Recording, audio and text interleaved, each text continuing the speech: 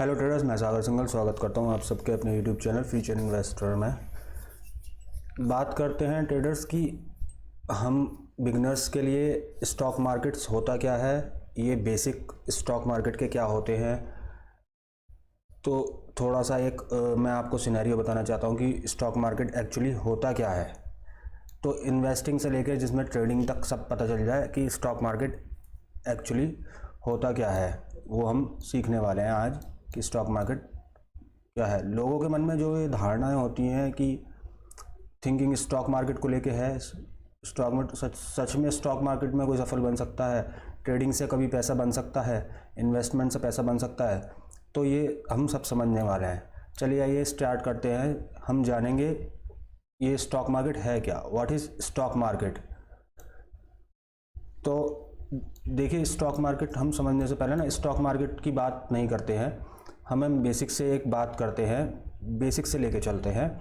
मान लीजिए आपका कोई बिजनेस है, आपके घर के बाहर कोई गोलगप्पे वाला या फिर टिक्की वाला है, ठीक है, और उसके बहुत अच्छे बनते हैं, बहुत नाम चलता है, बहुत उसका सेटअप अच्छा चल रहा है, एक रेडी लगा के कस्टमर भी उसके पास बढ़िया आ रहा है, और उसके पास इतना पैसा नहीं है जो वो एक शॉप खोल ले, बड़ी शॉप खोल ले, उसके पास इतना पैसा नहीं है।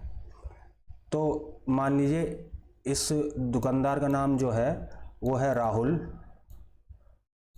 नाम है,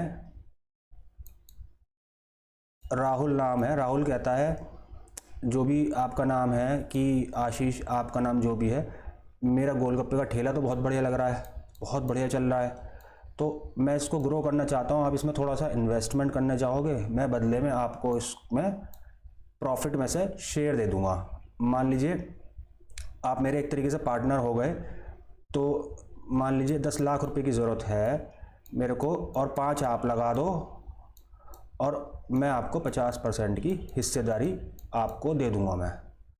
अब आप कहते हो कि देख भाई, मैं तो जॉब करता हूँ, तो मैं जॉब करता हूँ तो मैं तो नहीं कर सकता, पर मैं तेरे लिए ऐसे इन्वेस्टर ढूंढ दूंगा जो मैं तेरे गोलगप्पे लगा सके, दो तेरे रेडी पे पैसे लगा सकते हैं, तो मैं इन्वेस्टर तेरे लिए ऐसे ढूंढ दूंगा। तो उसमें क्या होता है, जो ये जॉब करता है बंदा, ये जाता है 10 बंदों को पकड़ता है कि ये गोलगप्पे वाला है, इसकी दुकान चलती है, तो आप लोगों इसमें इन्वेस्ट कर लीजिए, जो प्रॉफिट होगा सबको आपको आपस में शेयर मिल जाएगा, उसमें आप एक तरीके से भागीदार बन जाओगे। तो उसका ठेला है ना, जो उसका सेटअप है, उसका जो लगा हुआ है, उसकी एक वैल्यू लगाई जाएगी, उसके जो सेटअप है। मान लीजिए उसके सेटअप वैल्यू की सेटअप 10,000 रुपीज़ है, वैल्यूएशन लगा 10,000 रुपये का, उसका वैल्यूएशन आया 10,000 रुपये का। 10,000 रुपये में वो क्या करता है, अगर 10 बंदे इन्वेस्टमेंट कर रहे हैं, उसमें 10 बंदे इन्वेस्टमेंट कर रहे हैं, तो अब ये जो ये ठेले वाला टिक्की वाला है, ये बोलता है कि मैं 5,000 की बेच रहा हूँ, इसमें से 5,000 का स्टेक जो है वो मैं इसमें से बेच रहा हूँ, 50% का स्टेक वो बेच देगा। तो 10 लोगों ने खरीदा 5,000 से, तो 10 बंदों के हिसाब से ये 500 रुपये पर बंदे के हिसाब से डिवाइड जैसे हम करते हैं, तो 500 रुपये पर बंदे के हिसाब से 500 रुपये का पर बंदे को हिस्सा मिल रहा है, उसमें पर बंदे को 500 रुपये का शेयर मिल रहा है एक तरीके से उसमें। अब यहाँ पे क्या होता है, सेम स्टॉक मार्केट में भी यही होता है। एक कंपनी प्राइवेट कंपनी होती है, प्राइवेट से वो पब्लिक बन जाती है, क्योंकि वो कंपनी को वो अपने पैसे बाहर निकालने होते हैं। रिसेंटली LIC का IPO आया। LIC किसकी कंपनी है, गवर्नमेंट की कंपनी है। तो LIC का IPO जो आया है, गवर्नमेंट की कंपनी है। गवर्नमेंट ने क्या किया, गवर्नमेंट को पैसा चाहिए था, उसने क्या किया, अपने कंपनी को LIC में से हिस्सेदारी कुछ बेच दी। किसको बेची, पब्लिक को बेच दी, आम पब्लिक को। FIDIs क्या होते हैं, फॉरेन इंस्टीट्यूशनल इन्वेस्टर, और DIs डोमेस्टिक इंस्टीट्यूशनल इन्वेस्टर, जो हमारे इंडिया में देश के बड़े बड़े इन्वेस्टर्स हैं, बड़ी बड़ी कंपनीज हैं जो शेयर खरीदती हैं। अब LIC ने क्या किया, अपने कुछ हिस्सों को बेच दिया, IPO के थ्रू कुछ हिस्सों को बेच दिया पब्लिक को। IPO मतलब इनिशियल पब्लिक ऑफर। हर कंपनीज का एक अलग अलग ऑफर वो होता है, दे होता है। जैसे टिक्की वाले ने अपने पैसों को उठाकर इन बिजनेस में इन्वेस्ट करना था, ताकि उसका बिजनेस जो ग्रो हो जाए। तो किसी को पैसों की पर्सनल ज़रूरत होती है, कोई इन्वेस्टर होते हैं जो फाउंडर होते हैं कंपनी के, उनकी जेब में पैसा जाता है, वो उन पैसों को कुछ भी करें वो उनकी चॉइस है। तो यहाँ पे LIC का वही हुआ है। शेयर होता क्या है वो तो अब आप लोगों को समझ में आया शेयर क्या होता है। तो बड़ी कंपनी जो है शेयर्स हमारे बेचने पड़ते हैं, हिस्सेदारी बेचती है, तो उसमें स्टॉक मार्केट में लिस्ट हो जाता है, स्टॉक मार्केट में लिस्ट हो जाता है। IPO जब LIC का शेयर था, एग्जाम्पल लेते हैं 10,000 शेयर LIC के पास थे, उसको बेच रहे थे 10,000 शेयर। एक शेयर का भाव उनने फिक्स कर लिया था 900 रुपीज़, ये शेयर का भाव 900। अब खरीदने वाले की संख्या जो है, जो खरीदने बायर हैं उनकी संख्या बहुत ज़्यादा, वो 50,000 है जो खरीदने वाले की संख्या है, और शेयर जो थे 10,000। तो IPO क्या होती है? IPO एक लॉटरी सिस्टम होता है, जिसकी किस्मत में मिला उसको शेयर मिल जाता है और उसको किसी को नहीं मिलता है। अब क्या होता है कि इसमें 50,000 लोग इस कंपनी को खरीदना चाहते हैं और मिला कितना को? 10,000 को, सिर्फ 900 रुपये के भाव से 10,000 को मिल गया। ये प्राइमरी मार्केट था। अब मार्केट जब ये शेयर प्राइमरी मार्केट से सेकेंडरी मार्केट में आएगा, मतलब NSE और BSE पे जब ये लिस्ट हो जाएगा शेयर, तो इसमें जो अब जहाँ से हम ट्रेड करते हैं, जहाँ से हम बाय करते हैं NSE BSE, वहाँ पे अब वो लिस्ट हुआ है, मान लीजिए 1,000 रुपये पे, 1,000 रुपीज़ पे लिस्ट हो गया है। वो जिन्होंने 900 पे ख़रीदा था, मान लीजिए वो लोग बेचना नहीं चाह रहे हैं शेयर को, और अगर वो लोग इधर 50 के थे, 40,000 बायर तो अभी भी बैठे हैं, 40,000 लोग खरीदने वाले हैं तो अभी भी बैठे हैं, अब ये कोई बेचना नहीं चाह रहा, तो ये बायर्स जो है ये बिड करेंगे, ये बिडिंग करेंगे, प्राइस की, हायर प्राइस की बिडिंग करेंगे, 900 से ऊपर की बिडिंग करेंगे। ये 1,000 रुपये का हो गया, अभी 1,000 से 1,100 पहुँचा देंगे उसे, ये 1,100 रुपये पहुँचा देंगे उसे, 1,200 रुपये पहुँचा देंगे, ये बिडिंग करेंगे। तो जब तक ये बिडिंग करेंगे, कोई तो यहाँ पे आएगा जो 1,100 रुपये में इसे या 1,200 रुपये में इसे सेल करेगा, तब मार्केट बिडिंग से हट के, तो ये मार्केट तब चलता है, हायर बिडिंग लगनी स्टार्ट हो जाती है। ऐसी सेल साइड की होती है,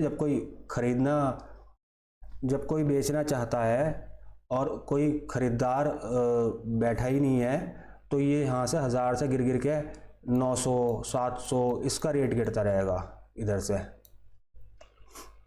खरीदने वाला भी कोई नहीं रहेगा, बायर भी कोई नहीं रहेगा, तो ऐसी दूसरी साइड है, इधर कोई खरीदने वाले नहीं रहेगा तो सेल भी घुसता रहेगा।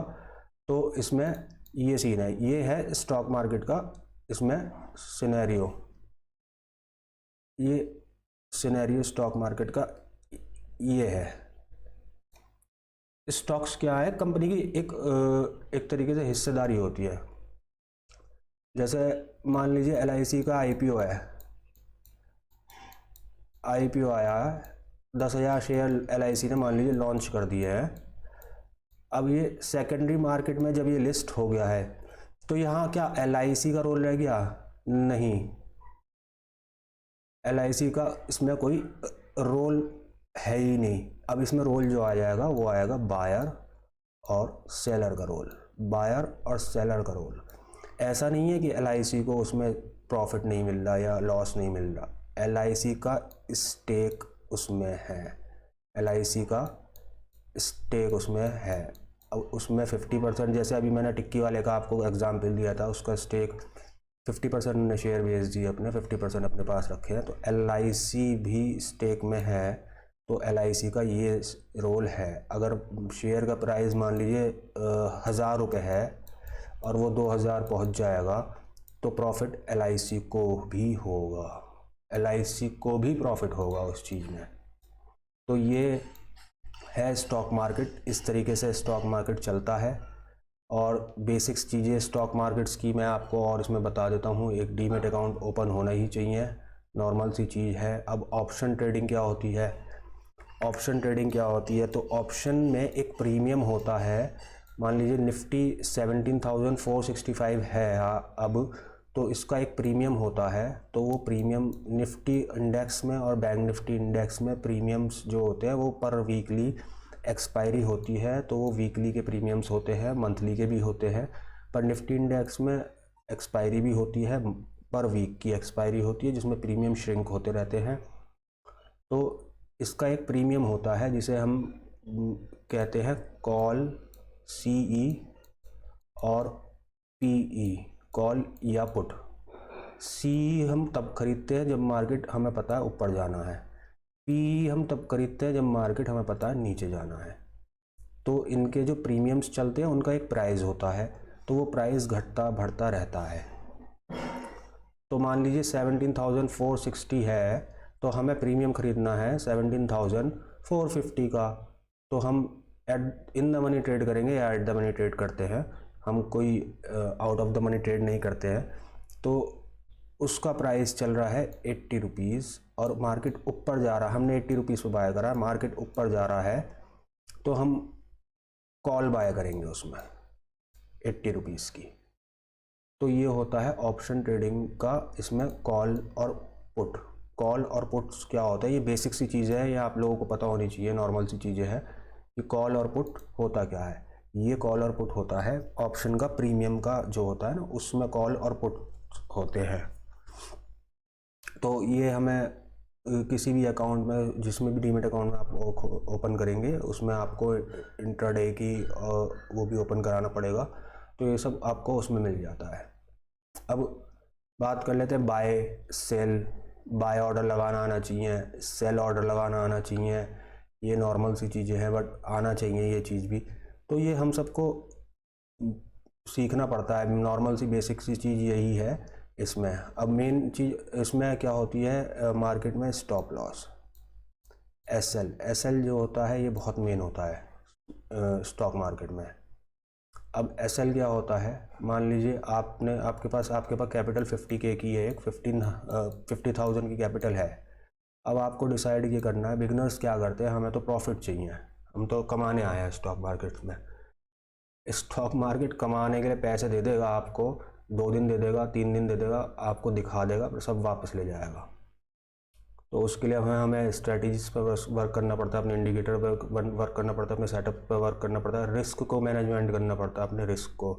अब मान लीजिए 50,000 आपके अकाउंट में पड़े हैं, अब आपको डिसाइड करना है आपको रिस्क कितना लेना है। प्रॉफिट मार्केट कितना देगा वो मार्केट नहीं आपको बताएगा, ना वो बात आपको पता। तो इसमें आपको रिस्क डिसाइड करना है। मान लीजिए हमने 1,000 रुपये का रिस्क लेना है 50,000 में, तो हम 1,000 रुपये का ही रिस्क लेंगे और गेट आउट हो जाएंगे मार्केट से बाहर। हमारा लॉस हो गया तो हम मार्केट से बाहर हो जाएंगे, तो उसे कहते हैं SL। हमारा SL हिट हो गया है, कहीं हमने यहाँ पे मान लीजिए यहाँ पे ट्रेड ली, मान लीजिए इस कैंडल पे हमने ट्रेड ले ली यहाँ पे, और ये हमारा SL है, ये SL लग गया, और यहाँ पे हमने सेल कर दिया यहाँ पे। अगर हम और नीचे जाने का वेट कर रहे हैं तो फिर ये जो कैंडल है इनने यहाँ टच कर दिया, तो ये हमारा SL हिट हो गया, यहाँ हमें लॉस हो जाएगा, तो हम निकल जाएंगे उस ट्रेड से। तो ये होता है SL बहुत ज़रूरी होता है। रिस्क मैनेजमेंट बहुत ज़रूरी होता है मार्केट के अंदर, जो हमारे को आना चाहिए कि हम 50K से ट्रेडिंग कर रहे हैं तो हमारे को कितना रिस्क लेना है, किस हिसाब से मार्केट में चलना है। तो इसलिए स्टॉप लॉस लगाना ज़रूरी होता है। ऐसा नहीं है कि हम बैठे हैं ट्रेड में, लॉस हुआ है तो हम बैठे ही रह गए उसमें, अभी तो ऊपर आ जाएगा, अभी तो ऊपर आ जाएगा, लॉस चल रहा है अभी तो ऊपर आ जाएगा। नहीं, कुछ लोग करते हैं क्वांटिटी ऐड कर लेते हैं, जिसे एवरेज बोलते हैं, प्राइस को एवरेज करना।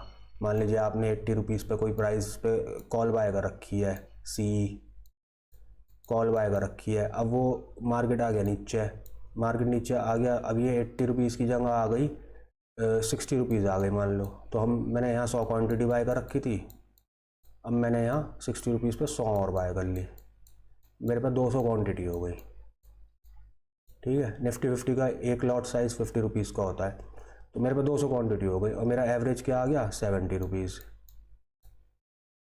अब मार्केट नहीं आया ऊपर और आपके पास क्वांटिटी 100 की जगह 200 हो गई हैं आपकी, मार्केट नहीं आया, अब ये आ गई 70 रुपीज़ से 40 रुपीज़, तो आपको लॉस पता है कितने का होएगा।